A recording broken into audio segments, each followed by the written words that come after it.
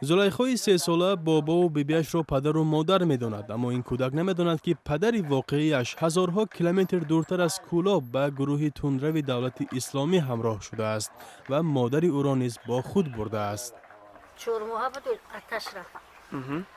بعد همه‌اش والدین زلیخا در نیمه‌های سال 2014 اول برای مهاجرت کاری به روسیه رفتند و در اولهای سال 2015 مأموران پلیس به ابراهیم سفروف بابای زلیخا گفتند که پسرش سفرعلی قاسیموف با همسرش به عراق رفته است.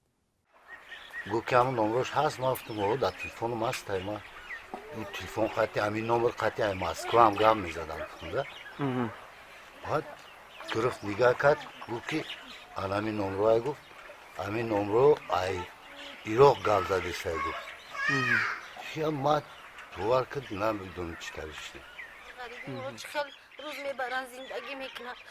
سفرما عزیز و مادر بزرگ زلیخا مثل همه مادرانی به اصطلاح جهادی های دیگر پسرش را به گونه سفید میکند.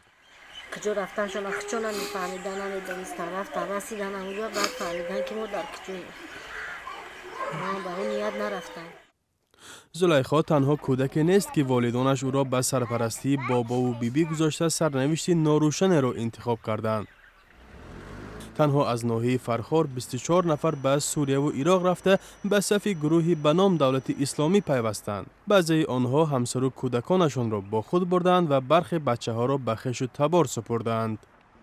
در 2-3 سال اخیر صدها نفر از تاجیکستان به گروه تندرو دولت اسلامی گرویده. بر پایه معلومات مقامات تاجیکستان بیش از 300 نفر آنها در جنگ ها کشته شدند.